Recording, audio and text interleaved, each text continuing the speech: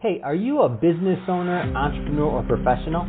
If so, we want you to apply to be a featured guest on our show.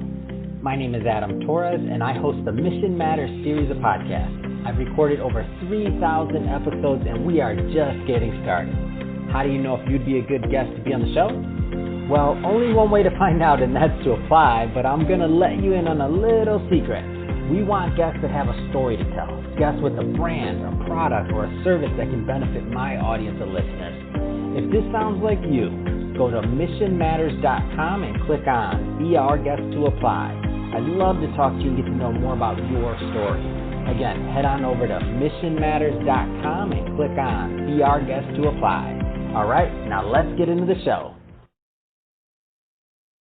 Hey, I'd like to welcome you to another episode of Mission Matters. My name is Adam Torres. You can follow me on Instagram at AskAdamTorres to keep up with my book releases, book tour schedule, signings, all that other good stuff. Always love to connect with you there. And as always, if you'd like to apply to become a co-author of one of my upcoming books, just head on over to the website, missionmatters.com, and click on Become an Author to Apply. All right, so today I have Whitaker Irvin Jr. on the line. He's President and CEO over at Q Hydrogen Solutions Corporation. Whitaker, welcome to the show. Thanks for having me, Adam. All right, so excited about today's topic. We'll talk about really innovation in the hydrogen industry, and I mean that's what you're working on. And to get us kicked off, Whitaker, so we at Mission Matters amplify stories for entrepreneurs, executives, and experts. So that's our mission over here. Whitaker, what mission matters to you? Well, for me, it's to leave this world a better place than I found it. And I feel that happens both in my personal life and especially in what I do for work. There isn't anything else on the face of the planet I want to be doing other than what I am doing at this point in time with our technology. Man, Whitaker, you got me all fired up over here. Come on, let's get into that. So let's just start talking about it. So Q Hydrogen Solutions Corporation. Tell me a little bit more about the company, please. So the company itself, this is a technology-specific development based on a body of intellectual property that's been under development now for over 25 years. It's a completely new way of working with energy and matter. We call this quasar wave technology as the base of all of it. The technology itself has been developed and further iterated by my father, Whit Sr., over this last 25 years. He was a former industrialist in Latin America who shifted his view when he thought that his generation and previous generations had been poor stewards of this planet and felt there was a way forward. And this hydrogen technology is one aspect of an overall much larger body of intellectual property. However, it is the one that makes sense for the world the way it works today. People have been talking about the hydrogen economy for decades, and one of the keys has always been the cost to produce, is keeping it really out of the market as a major player in energy today. So that's something we are in the process of changing. Man, I didn't know that. So second generation in the industry, in the energy industry, really building your father's work. What a legacy. That's awesome.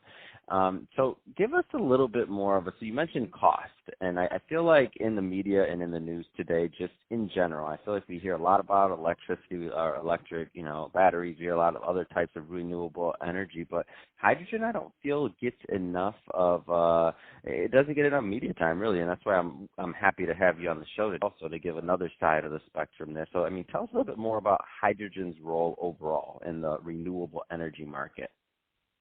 So as far as renewables are concerned, hydrogen has not been a large player yet, and it goes down to a few things. So the stereotypical ways of producing it are gray hydrogen, which is basically a hydrocarbon-based method that's very energy intensive, is using natural gas.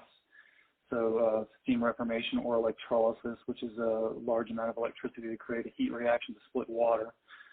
And then you have blue hydrogen, and by the way, gray is the cheapest. Then you have blue hydrogen that is slightly more environmentally friendly than gray, which is the dirtiest. And the only difference between blue and gray is there's some carbon capture involved on the other side. And then you have green. And green hydrogen is the one that, I guess, if you're talking about the renewable industry, is the closest to getting to that definition, because you have to have a renewable energy source to create that hydrogen in the first place via that electrolysis method. So that's using water basically in that heat reaction. So you have to have large solar farms or wind farms, and those are expensive, to create the amount of electricity necessary to produce that green hydrogen. So there's a lot of innovation and a lot of work that's going on right now throughout the world on trying to bring the cost of producing hydrogen down. There's a new energy earth shot that the Department of Energy just released in the past several days with the end goal of reducing the cost of green hydrogen down to $1 per kilogram within a decade. So it's becoming more of a topic. In even Bank of America Merrill Lynch, they rebaselined the value of the overall green hydrogen industry to around $12 trillion by 2050. So they're seeing it as more of a massive player in the energy market going forward. But right now, there's still that period of technological innovation that's required to get it to that point. Wow, that's a big industry, and that's a big it's a big opportunity out there. And so you mentioned a little bit more about like the different types of hydrogen, and so green being really the cleanest. I mean, how do you see that? I guess. How do you see that in being introduced into the market? Like, because as you said, okay, it's not quite there yet in terms of like mass adoption, right? Because of cost and other things. But what do you think is going to be some of the low-hanging fruit for this for people to start using this? I should say. So, they're starting large projects. They're kind of like proof of concepts to get it out there and create that push for innovation. Mm-hmm. But like in West Australia, there's a large green hydrogen initiative, and it's to produce electricity. But what they're doing is they have a large, like I talked about, the solar and wind setup to produce that hydrogen, and then they're working, I believe the company they're working with is Siemens, and they're going to be burning that hydrogen in hydrogen-specific gas turbines to produce electricity. And so it takes an industry push overall to get the type of innovation needed to make it more viable financially. And with hydrogen moving from more of that pie in the sky, we all like the idea of the hydrogen economy, but it's never going to happen idea to something where there's actually being money, both at a governmental and private sector level, pushed toward innovation. I think that is what is going to lead toward the change. And with what we're doing, we're not releasing any cost data or anything like that yet on our project, but we kind of did the Field of Dreams model. If you build it, they will come, because you can describe your technology or what you're doing until you're blue in the face. But it's a lot easier. Our family's original background is in oil and gas, so we still have mineral interests in the family that lead or go all the way back to the 1800s.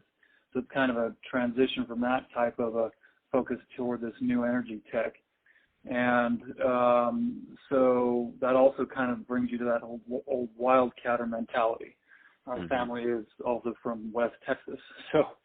So and as opposed to explaining everything to everybody, what we're doing is we're building what will be the world's first economically viable hydrogen power plant up in northern New Hampshire in a little town called Groveton. It's a place that became economically impoverished as a result of losing the Wausau paper mill, which closed in the mid-2000s. And so we purchased the old cogeneration power plant on that site, the 140-acre industrial site. And since October of 19 have been under construction. We'll be opening later this year and revealing more, but essentially it'll be the world's first economically viable hydrogen power plant, and we're using the river on the site, called the Upper Ammonoosuc, as our source of water, and we're producing the hydrogen on site, and we're going to be burning it directly in reciprocating engines that have been modified to run on hydrogen. I swear, Whitaker, this sounds like something right out of a movie. Everything from the old plant shutting down to repurposing it to, come on, man, this is right out of a movie. What movie did you see this in? Right. Sometimes these things come together in ways that you can't imagine. I mean, you can plan for everything. Mm-hmm. And as far as our technology is concerned, 25 years or over 25 years for technological iterations, getting it to the point of commercialization, it's a long time. Mm-hmm. But everything in its own time, and the time is now. So we just got lucky enough to be able to stay above water with us and some very awesome people that have been involved over the years to get it to this point. Man, what a great story, and love bringing this to my audience. Like I said, this is right out of a movie, and I'm excited to see, the plant to open and to hear more about it as it evolves, which I'm sure I'm going to hear more about this going into the future. That being said, Whitaker, if somebody is watching this and if somebody wants to learn more about Q Hydrogen Solutions, I guess one of the things that I would say I would want to bring up is you mentioned different types of hydrogen. I believe you're doing something with clear hydrogen. Can you kind of make that distinction? I don't think we covered clear hydrogen at all. No, we haven't. So the main distinction is clear hydrogen is kind of the next level. It's a word that we coined along with, we're working with a PR firm out of Manhattan called Rubenstein. And it's a way to kind of delineate our version from green, because we don't require a massive amount of infrastructure to create our environmentally friendly hydrogen. And so this plant in New Hampshire is our calling card, basically our global announcement that there is a cleaner, more environmentally friendly way to do this, and you can do it at scale with a small footprint. So we had to come up with something to differentiate us from others, and that is where the clear hydrogen moniker comes from. Oh, that's awesome. So that's the buzzword I should be hearing out there. When I hear about clear hydrogen, I'm going to think Whitaker, and I'm going to think about this story. So this is awesome. There you go. So that being said, if somebody's listening to this and they want to follow this journey and they want to learn more and just and see what where this takes you, what's the best way that people can follow up or follow the company? So we have a few ways, but easiest is to go to our website, which is simply qhydrogen.com, qhydrogen.com. And then we have all of our contact info there, but we have our main email is info@qhydrogen.com. And then we have an 800 number. We prefer email at this point. We're going to be getting everything ready for prime time related to folks being able to regularly answer the other number, but that is the easiest way to get in touch at this point. Fantastic. And what's that number people can reach out to? So that is 8444-Q-Hydro. Fantastic. And the website one more time, just because I feel like people are, you get your pen, you get your thing, like what's the website one more time? It is qhydrogen, qhydrogen.com. Fantastic. Well, Whitaker, really appreciate you coming on the show today and sharing more about your background and really all the great stuff that you're doing over there at Q Hydrogen. And to the audience, as always, thank you for tuning in. Hope you got a lot of value out of this. Hope you learned a lot. I sure did. If you did, don't forget, hit that subscribe button. We definitely want you to be a return listener, a return viewer if you're on our YouTube channel. And Whitaker, thank you again for coming on the show. It has been a pleasure. Thank you, Adam. Have a great day.